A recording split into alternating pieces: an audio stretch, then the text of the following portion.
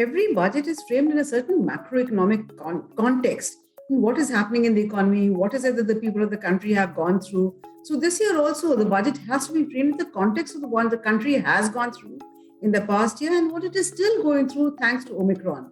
So if you look at it in that context, then the middle class, especially the small savers amongst them, particularly those who have saved with a great deal of difficulty at a time when there were no jobs available, many people have lost their jobs, many people had to suffer, salary cuts, etc. So this is the context in which they were talking about the demands being made by the middle class and the small saver, not only at a time when there's acute economic distress, and coupled with that, we've seen high inflation. As a result of which, particularly the small savers, those who have tried to save from their meager incomes, what the small saver has been getting really is a negative real rate of interest because of the fact that inflation was so high and interest rates on bank deposits, etc., are still very low. So effectively, for almost 2 years, small savers in the country have been faced with a negative real rate of interest. Also, remember, this is at a time when the government in September 2019, of course, prior to COVID, had slashed the corporate rate of taxation for domestic companies to 22%, and for new companies it was brought down to as much as 15%. So this is the context in which today small savers, middle class people, lower middle class people are looking to the FM to try and rationalize the tax rates. Is it possible for us to say that can we look at the tax rate afresh? Because even though we say that yes, at the top rate, the marginal income tax rate is not very high, 30% is comparable to what it is in many other countries. But the fact is that the high rates kick in at a relatively low income rate tax slab. So this is, I think, the demand from the middle class, from the lower income categories, and it's a very warranted demand at this particular juncture.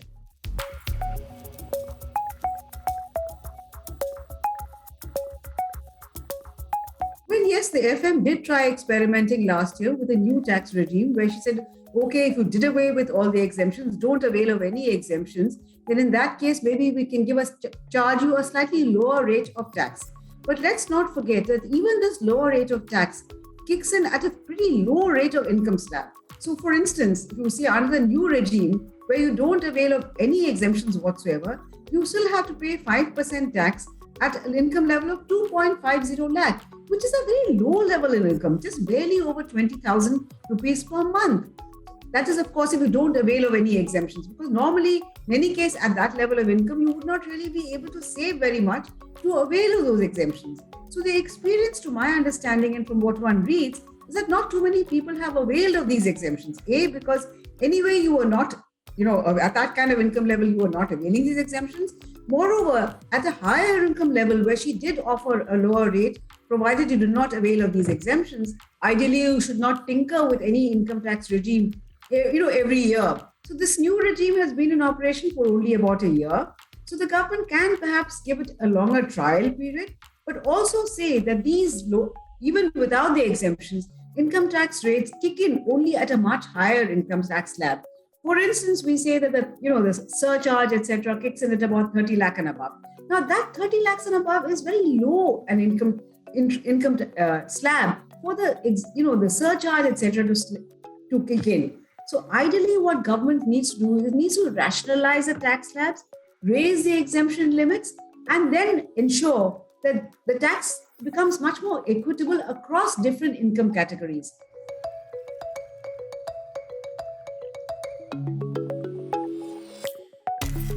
You start paying tax under the old regime or the new regime at, of course, only about 5%.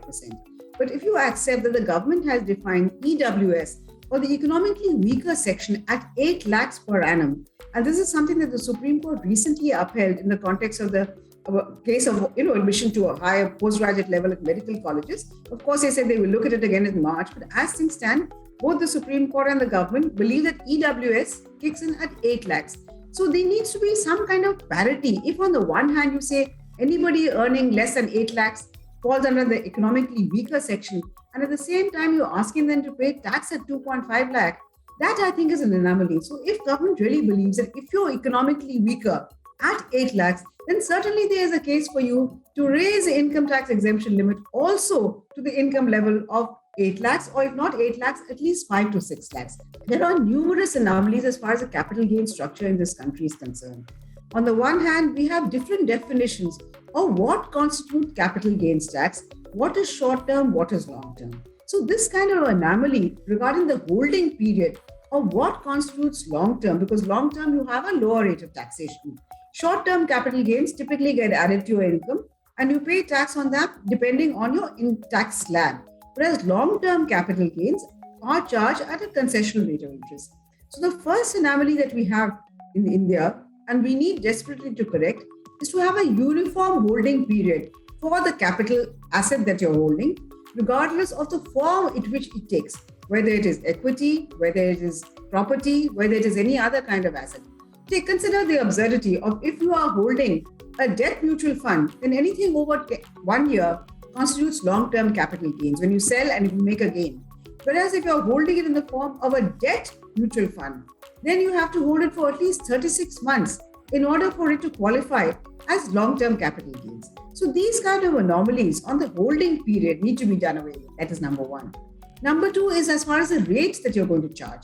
Even when it comes to rates, we have different rates that you charge for the capital gains. It can vary from 10% to 20%. So this with indexation, without indexation, I'm not getting into the nitty-gritty of what is charged at 10%, what is charged at 20%, etc. But the broad point is that A, you need to bring about a uniform holding period for the asset, regardless of the form in which it is held when there are capital gains, number one. Number two, you need to have the same tax rate depending on the period for which you're holding, regardless of the form in which you're holding the capital asset. So the very concept of charging a concessional rate of taxation on capital gains goes against the rules of equity. Why should income that comes from the sweat of my brow be charged at a higher rate of taxation than the tax that comes to me from my holding of capital assets? So I think there are some fundamental inequities in the way our taxation structure is structured at the moment. And I do hope the government takes a look at it ab initio.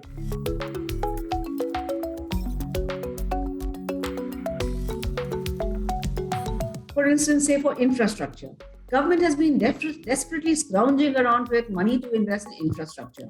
Now, households in India who don't have a safety net, and that is true of the overwhelming bulk of the people in this country, if you were to give them some tax subs to invest in long-term infrastructure bonds, earlier there used to be tax-free infrastructure bonds. The government did away with that for a long time. We have not seen these tax-free infrastructure bonds. So if the government were to give them some incentives to invest in long-term infrastructure bonds, if the government were to give them higher incentives to invest in, say, medical insurance, we are a country where the public healthcare system is virtually in a shambles. And we saw with COVID what that has meant. So I think the government needs to give these tax ops, take a conscious call on what is the cost, what is the benefit, and give it uniformly. I spoke of the anomaly across different income groups and classes earlier. One classic example I think of this is the standard deduction which the government is allowing. Now, standard deduction is given only to salaried payers and also to pensioners and senior citizens who get income only from pension. Now, this is very unfair, particularly to seniors who really do not get income from pension, but are getting income, some kind of income from their savings, from interest on savings. Now, why should not standard deduction be given to them also? The argument that is given for allowing standard deduction for salary is that in the case of business incomes, you're allowing them to set off various expenses. Fair enough, but what about seniors who no longer have a business income? Their income is coming solely from interest on their savings. So surely there is a case purely from the point of view of equity to extend the standard deduction for them also. So I think there are many anomalies, and I think many suggestions have been made over the past many years. And as I said, one doesn't expect all these things to be removed overnight by just one budget. But I do hope the finance minister will make a beginning in this direction.